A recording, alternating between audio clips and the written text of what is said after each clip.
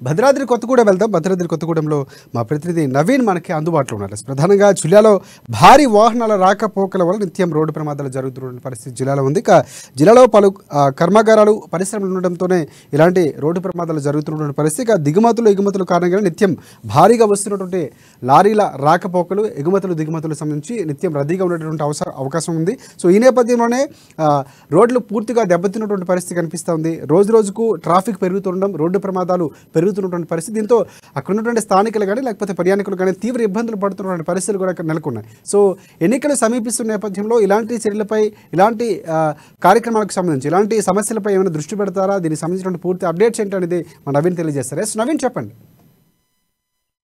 Thank you Rajasekhar. Bhadradri జిల్లా వ్యాప్తంగా కూడా రోడ్డు ప్రమాదాలు అనేవి నిత్యకృత్యంగా మారాయని కూడా చూడవచ్చు. ముఖ్యంగా మనం చూసుకుంటే పారిశ్రామికంగా అభివృద్ధి చెందుతున్నటువంటి భద్రాద్రి కొత్తగూడెం జిల్లాలో ప్రతిరోజు ఏదో ఒక చోట అయితే భారీ వాహనాల వలన ప్రమాదాలు అయితే చోటు చేసుకుంటున్నాయని కూడా చెప్పొచ్చు. ముఖ్యంగా మనం చూసుకుంటే ఇటు కొత్తగూడెం కావచ్చు, పాల్వంచ, అదేవిధంగా భద్రాచలం, అంటే ఈ ప్రాంతాలన్నింటిలో కూడా పరిశ్రమలు ఉండడం, అదేవిధంగా రోజుకొక పరిశ్రమ అనేది అభివృద్ధి చెందుతూ ఉండటంతో ఇటు ఈ జిల్లాకైతే లారీలు, అంటే భారీ వాహనాల లారీలు అయితే ఎగుమతులకు కావచ్చు, దిగుమతులకు కావచ్చు నిత్యం రద్దీగా అయితే మారుతున్నాయని కూడా చెప్పొచ్చు. అయితే ఈ యొక్క కొత్తగూడెం వరకు మాత్రం చూసుకుంటే, కొత్తగూడెం వరకు భారీ వాహనాలకు అనుమతి మాత్రం ఉదయం నుంచి రాత్రి వరకు అయితే పోలీసు ఉన్నతాధికారులు ఇవ్వలేదు. కానీ మిగతా ప్రాంతాలు, ఏదైతే జిల్లాలో ఉన్నటువంటి మిగతా ప్రాంతాలు అన్ని చోట్ల కూడా ఈ యొక్క భారీ వాహనాలు అయితే నిత్యం రోడ్లపై అయితే వెళ్తూనే ఉన్నాయి. అయితే ఈ యొక్క భారీ వాహనాలకు సంబంధించినటువంటి లారీ డ్రైవర్లు అయితే అప్రమత్తతతోటి అనేక ప్రమాదాలు కూడా చోటు చేసుకుంటున్నట్లుగా మనం చూడొచ్చు.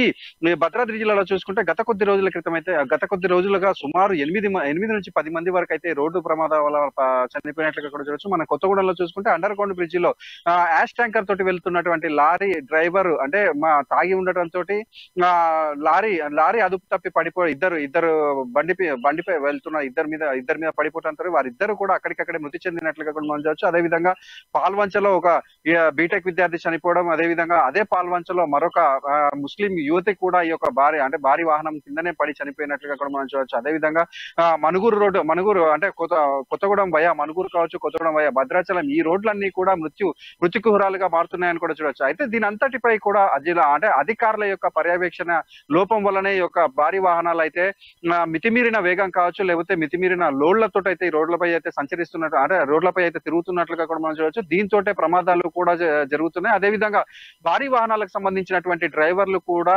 అంటే చాలా మంది డ్రైవర్లు కూడా ఈ అంటే తాగి యొక్క వాహనాలు నడపడం వల్లనే అనేక ప్రమాదాలు కూడా చోటు చూసుకుంటున్నాయి. దీని వలన అనేక అమాయకమైనటువంటి ప్రజలందరూ కూడా ప్రాణాలు అయితే పోగొట్టుకుంటున్నట్లుగా కూడా మనం చూడొచ్చు. ముఖ్యంగా మనం చూసుకుంటే రోడ్డు విస్తరణ పనులు జరిగినప్పటికీ కూడా ఈ ప్రమాదాలు జరగడం అయితే ఒకంత ఆలోచించదగ్గ విషయమే. అంటే ఇప్పుడు మనం చూసుకుంటే ఇటు కొత్తగూడెంలో కావచ్చు, లేకపోతే జిల్లా వ్యాప్తంగా కూడా ఈ కొన్ని చోట్ల ఈ యొక్క భారీ వాహనాలు రోడ్లు సైడ్ వెంబడే ఆపడాలు, అదే విధంగా వారి ఇష్టం వచ్చినట్లే వాహనాలు తీయడం, రోడ్లపై మితిమీరిన వేగంతో వీళ్ళు ప్రయాణిస్తూ ఉంటారు. దీని వల్లనే ప్రమాదాలు అయితే జరుగుతున్నాయి. గత కొద్ది రోజుల క్రితం చూసుకుంటే ఈ యొక్క జిల్లాలో ఒక స్కూల్ బస్సును కూడా ఈ యొక్క యాష్ ట్యాంకర్ ఢీకొట్టినట్లుగా కూడా చూడవచ్చు. దాంట్లో ఎక్కువగా, అంటే ప్రమాదం లేకపోయినా కూడా అది ఒకవేళ సీరియస్ అయితే మాత్రం చాలా, అంటే దాంట్లో స్కూల్ పిల్లలకి ఇబ్బంది తలెత్తేదని కూడా చూడొచ్చు. అదే విధంగా యాష్ ట్యాంకర్లు ముఖ్యంగా మనం చూసుకుంటే కేటీపీఎస్ సంబంధించింది బూడిదని లోడ్ చేసుకునేటటువంటి యాష్ ట్యాంకర్ల యొక్క డ్రైవర్లు మితిమీరిన వేగంతో అయితే జిల్లా రోడ్లపై అయితే వీరు లారీలు నడుపుతున్నట్లుగా కూడా చూడొచ్చు. దీనిపై కూడా అధికారులు పర్యవేక్షించి దీనిపై చర్యలు తీసుకొని వారిని కంట్రోల్ చేసినట్లయితే మున్ముందు మరికొన్ని ప్రమాదాలను అరికట్టినట్లయితే అరికడతారని కూడా చెప్పొచ్చు రాజశేఖర్. నవీన్, అంటే ఇలాంటి పరిశ్రమల నేపథ్యంలో భారీ వెహికల్స్ తిప్పాలంటే ఖచ్చితంగా పర్మిషన్స్ తీసుకోవాలి, దానికి కొన్ని షరతులు కూడా పాటించవలసిన అవసరం ఉంటుంది. సో అవి ఎక్కడ కూడా పాటించిన పరిస్థితులు, అంటే దానికి లిమిట్ ఖచ్చితంగా ఇన్ని వాహనాలు మాత్రమే తిరగాలి, ఏ సమయాల్లో కూడా ఉంటుంది. ఎందుకంటే రోడ్ల దృష్ట్యా, అక్కడ ఉన్నటువంటి పాపులేషన్ దృష్ట్యా, లేకపోతే పోలీస్ స్టేషన్లు ఉన్నాయి, లేకపోతే పిల్లలు చదువుకోవడానికి ఉన్నటువంటి స్కూల్కి సంబంధించి కొన్ని రూల్స్ కూడా ఉండే అవకాశం ఉంది. సో అవేవి ఎక్కడ పాటించినటువంటి పరిస్థితులు ఏమైనా ఉన్నాయంటారా? ఖచ్చితంగా రాజశేఖర్. మనం ఇప్పుడు తీసుకుంటే ఏదైతే ఇప్పుడు మనం కేటీపీఎస్ బూడిదని లోడ్ చేసేటటువంటి యాష్ ట్యాంకర్లు కావచ్చు, అదే విధంగా ఈ జిల్లాలో నెలకొన్నటువంటి ఇసుక ర్యాంపుల నుంచి వచ్చే లారీలు కూడా అధిక లోడ్లతో అయితే వస్తున్న పరిస్థితి కూడా ఉంది.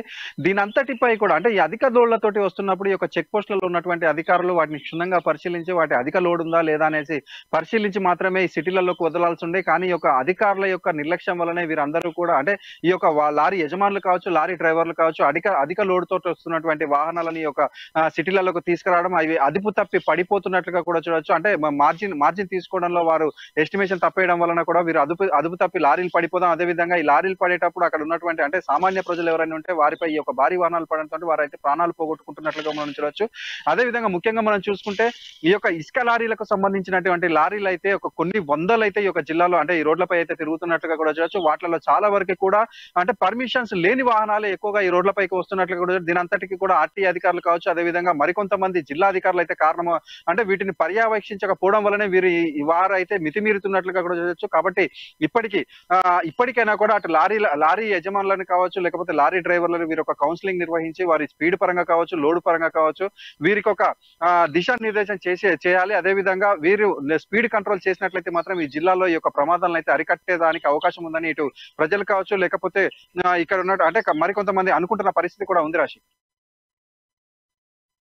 నష్ట నివారణ చర్యలకి ఎక్కడ చర్యలు తీసుకున్నటువంటి పరిస్థితి ఉందండి. ఎందుకంటే ప్రధానంగా చూసుకుంటే రోడ్ సేఫ్టీ అధికారులు ప్రధానంగా దీనిపై దృష్టి పెట్టాల్సిన అవసరం ఉంది. ఎందుకంటే రోడ్డు క్యాపబిలిటీ అంతా ఒకవేళ సాధారణం కన్నా ఎక్కువగా అంటే ఇలాంటి భారీ వాహనాలు ఇసుకతో తిరిగినప్పుడు ఖచ్చితంగా దానికి వెయిట్ పడుతుంది, రోడ్డు యొక్క నాణ్యత కూడా దెబ్బతినే అవకాశాలు ఉంటాయి ఖచ్చితంగా. సో ఈ నేపథ్యంలోనే అలాగే ఇంకొకటి రోడ్ సేఫ్టీకి సంబంధించి మలుపులు కానీ లేకపోతే కొన్ని సందర్భాల్లో డేంజర్స్ సంబంధించినటువంటి సూచికలు కూడా పెట్టాల్సిన అవసరం ఉంది. సో ఇవన్నీ లేకపోవడం వల్లే నిండు ప్రాణాలు బలైపోతున్నటువంటి పరిస్థితి ఉంది అనేటువంటిది మనకు స్పష్టంగా అర్థమవుతుంది. సో ఈ నేపథ్యంలో ఆర్టీ అధికారులు చూసినట్టు వ్యవహరిస్తున్నారా, లేకపోతే కంప్లైంట్లు వెళ్ళా కూడా వారు పట్టించుకోవట్లేదు అసలు?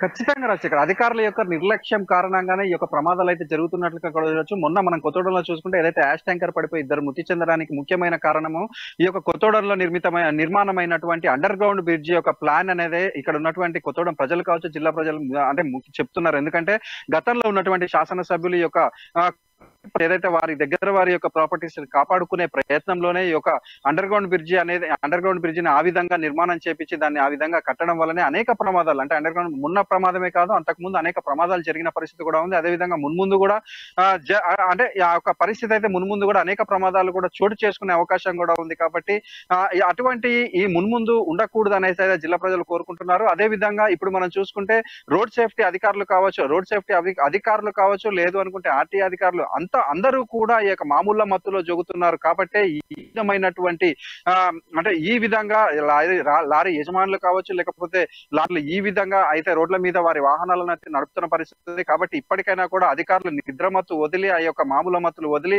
ప్రజల యొక్క ప్రాణాల గురించి ఆలోచించాలని అయితే వీరందరూ కూడా డిమాండ్ చేస్తున్న పరిస్థితి కూడా ఉంది రాశి.